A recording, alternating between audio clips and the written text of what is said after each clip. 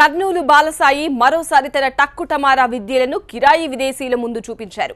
ప్రతి ఏడులాగే ఈసారి వారిని బురిడి కొట్టించాడు.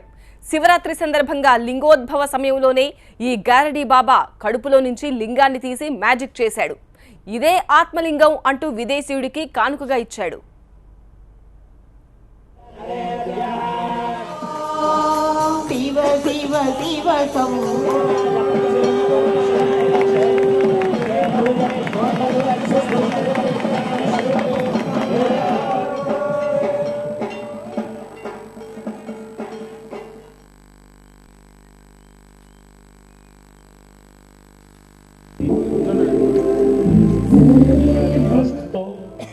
అనేకమైనటువంటి సేవా కార్యక్రమాలని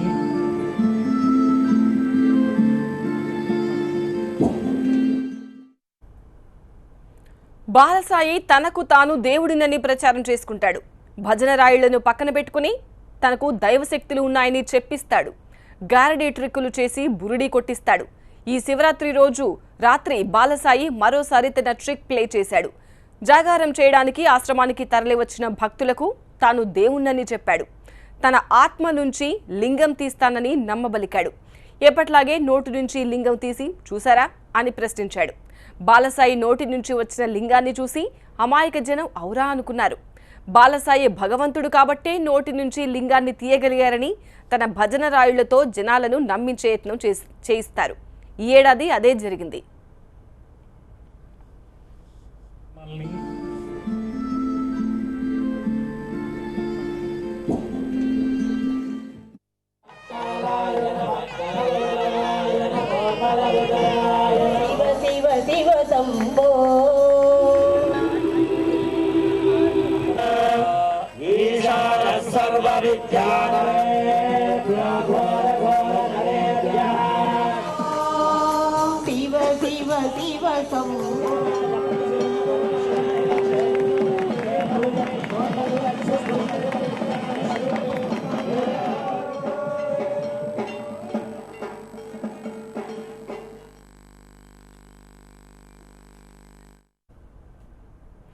అయితే ప్రతి ఏడాదిలాగే ఈసారి ఆత్మలింగాన్ని నోటి నుంచి బయటకు తీస్తానని చెప్పిన బాలసాయి ఈసారి కాస్త ఇబ్బంది పడ్డారు.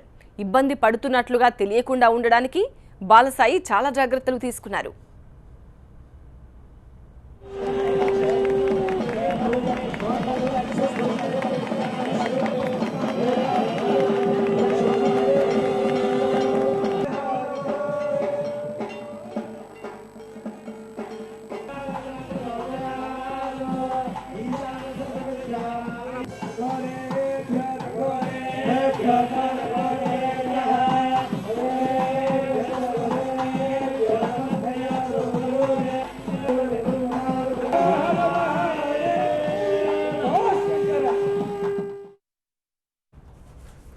బాలసాయి బాబా నోట్లోంచి చిన్న లింగం తీయడం ఏటా చూస్తూనే ఉన్నాం.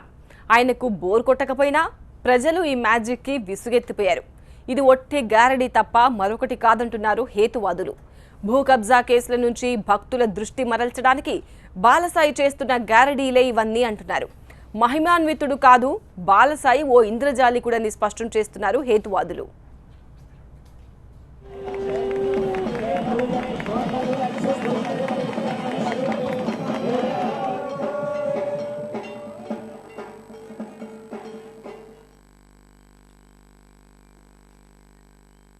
ఆత్మలింగం శూన్యంలోంచి ఒక చిన్న శివలింగం తీయడం చేస్తారు, విభూతులు తీయడం చేస్తారు. దీంట్లో పచ్చి మోసం ఉంది. వాళ్ళ మహిమలు కాదు, వాళ్ళ దైవత్వం ఏమీ లేదు. ఎందుకంటే దైవత్వం ఉంటే వాళ్ళు సృష్టించుకుంటే వాళ్ళ రోగాలు వాళ్ళు తగ్గించుకోవచ్చు. జనాల రోగాలు తగ్గించడం వల్ల అవసరం లేదు. రింగుల బాబా ఏటా నోట్లోంచి లింగం తీస్తూనే ఉన్నారు. బుల్లి లింగాలు తీయడం ఆయన ప్రాక్టీస్ చేసిన బెస్ట్ మ్యాజిక్. అలా కాదంటారా? దమ్ముంటే ఏ గుమ్మడికాయనో కనీసం యాపిల్ పండు తీయొచ్చు కదా అని ప్రశ్నిస్తున్నారు హేతువాదులు. అది చూపిస్తారు చూడండి. ఇది ఖాళీ చేతులు చూపిస్తున్నాం. వాళ్ళు ఖాళీ చేతులు కూడా మాలాగా చూపించలేరు. మేము ఖాళీ చేతులు చూపిస్తూ ఇట్లా విభూతి తీస్తుంటాం. ఏమొస్తుందో చూడండి.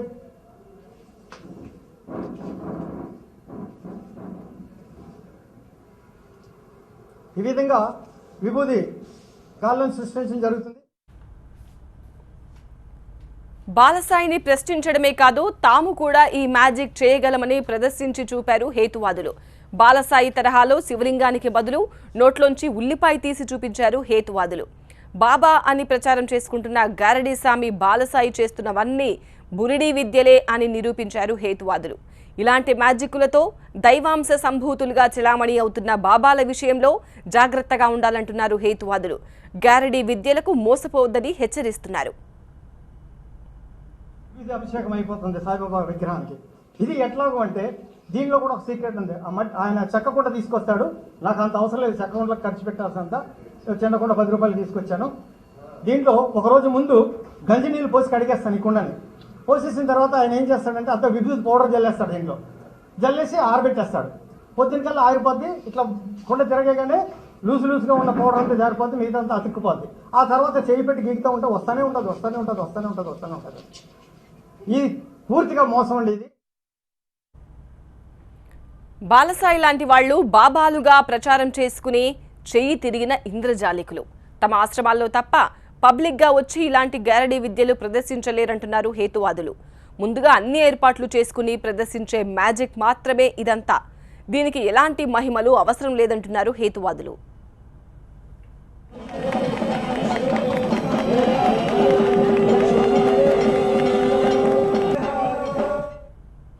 ప్రజల్లో శాస్త్రీయ దృక్పథం పెరుగుతోందని, యువతలో మార్పు వస్తోందని, ఇక ఇలాంటి బాబాల ఆటలు సాగమని హెచ్చరిస్తున్నారు హేతువాదులు. నిజంగా రింగుల బాలసాయి బాబాకి మహిమలు ఉంటే తమ ముందు ప్రదర్శించాలని సవాల్ విసిరారు హేతువాదులు. బాలసాయి బాబా బహిరంగంగా మహిమల షోను జనం మధ్యలో ప్రదర్శిస్తే ₹1 కోటి బహుమతిస్తామని గతంలోనే ఛాలెంజ్ చేశారు హేతువాదులు. ప్రతి ఏటా శివరాత్రికి ఈ లింగాలు తీయడం ఆపి గారడీ విద్యలు కట్టిపెట్టాలని హితవు పలుకుతున్నారు.